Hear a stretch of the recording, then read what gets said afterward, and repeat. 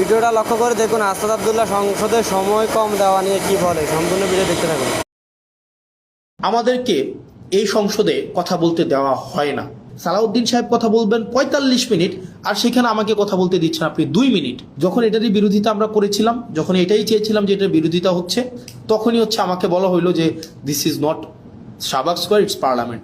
এখন আপনারা আমাকে প্রশ্ন করতে পারেন যে ভাই, সংসদে তো দেখি শুধুমাত্র আপনাদের আইনমন্ত্রী সালাউদ্দিন সাহেবই কথা বলেন, সংসদে দেখি আসাদুজ্জামান সাহেব আইনের এক্সাম্পল ব্যাখ্যা দেন ৪০-৪৫ মিনিট ধরে, সালাউদ্দিন সাহেব আমরা দেখি সেখানে ৫০ মিনিট ধরে কথা বলেন, আপনারা কেন কথা বলেন না? এখানে যে বিষয়টা হচ্ছে, আমাদেরকে এই সংসদে কথা বলতে দেওয়া হয় না।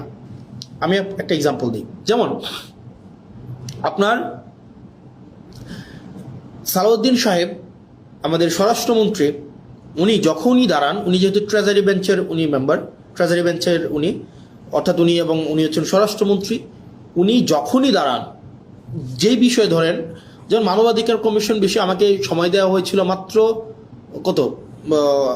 আমাকে সময় দেওয়া হয়েছিল ২ মিনিট, আমাকে সময় দেওয়া হয়েছিল মাত্র ২ মিনিট, মাত্র ২ মিনিট।